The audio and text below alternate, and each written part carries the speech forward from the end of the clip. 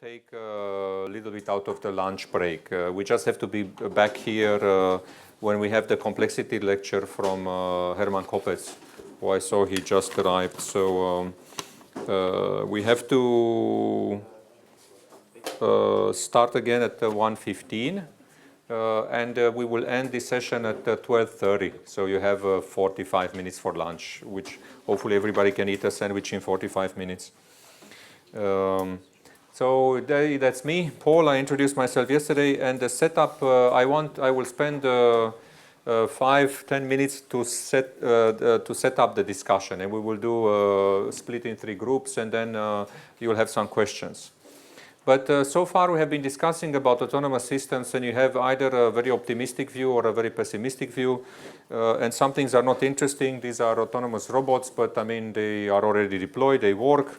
Here they are welding a vehicle. I think it's a Volvo vehicle. On one extreme you have those robots. On the other extreme you have these Google vehicles that are driving around and with a lot of sensors and so on. But of course we don't yet have autonomous cars on our roads. But the setup for the discussion is that there are many types of autonomous systems that are actually currently deployed and working fine. These are 2 mobile robots which were developed in an EU project, and a hospital in Denmark will basically deploy this technology. They are grabbing hospital beds without patients and moving them to a cleaning facility. The cleaning facility, when they built the hospital, was placed somewhere underground 2 kilometers away from the hospital. So it would cost a lot of money to employ porters to move the hospital beds around. Having one large robot to move them is also not possible because of restrictions with the elevators. So you have these 2 mobile robots that are driving around basically the hospital bed to a cleaning facility. And you do need to clean these from time to time quite heavily because of worries with these multiple drug-resistant bacteria and so on. So this is the cleaning facility. You also have currently in agriculture deployed such autonomous trucks that can go next to a harvester. Maybe you still have a person in the harvester, but harvesters nowadays can also be autonomous, and you may also have robots. And it's just the tractor is coming next to the harvester that will harvest corn here and place it in the truck. You also have it in mining. This is a mining operation in Australia. These are huge trucks. There's nobody at the wheel.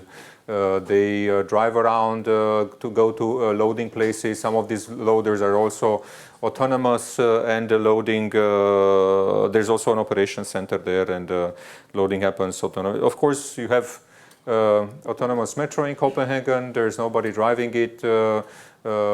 And you have now in airports in many other places in Milan. This is actually some Italian company that has deployed this in Copenhagen.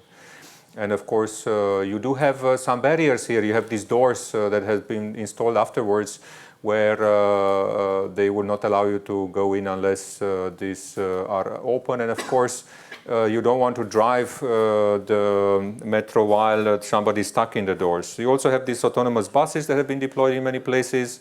From Navia, I think it's a French company.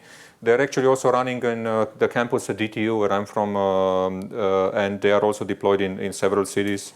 And they are working fine, transporting pedestrians and so on. So this is an example of systems that basically are autonomous systems that are being in use today, and they are not robots that we know how to solve, how they work, and they are not vehicles on public roads because we don't know yet how to deploy those vehicles, but they are nevertheless autonomously moving people around, or hospital beds, or solving problems in agriculture and in mining and so on.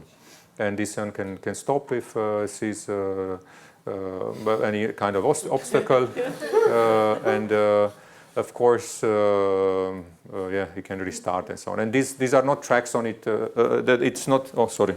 So it's not moving on any tracks or anything like that. I think those tracks were there for some other reasons.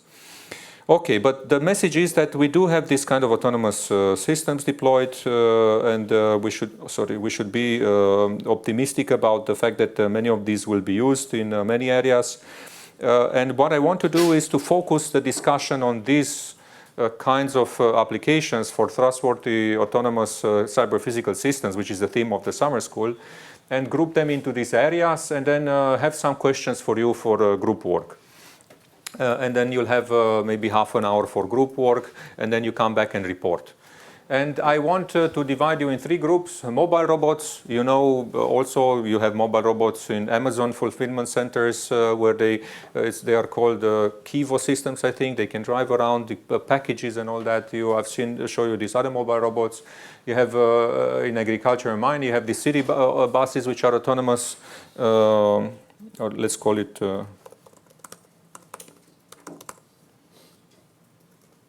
minibuses, maybe, let's call them. And then the questions are as follows. One question is, how can we cost effectively reduce risk?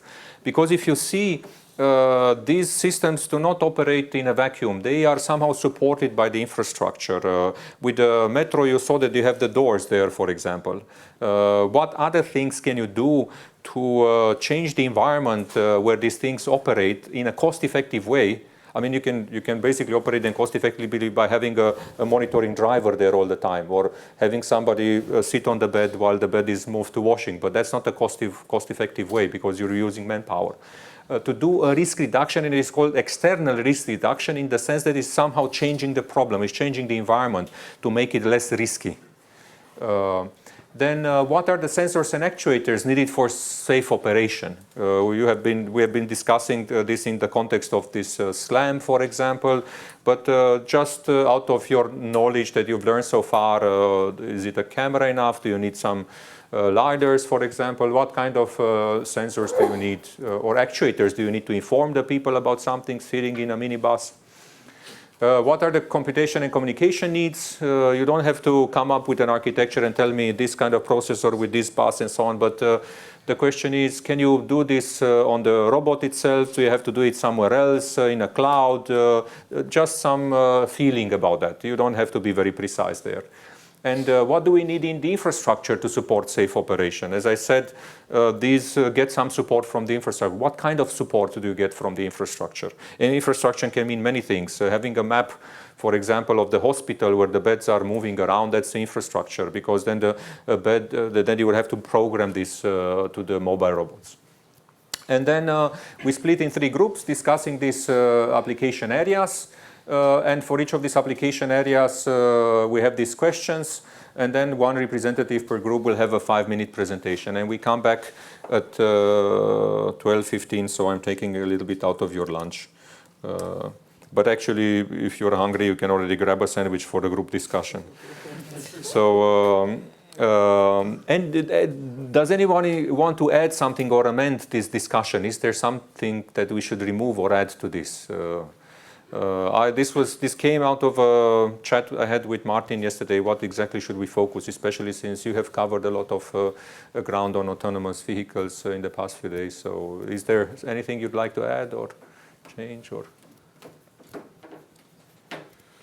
but okay, so let's give you numbers. So how do we do it? You are not participating in group discussion, I guess, or you want to? Okay, but okay, you can join whatever group you want, but then these guys get numbers 1, 2.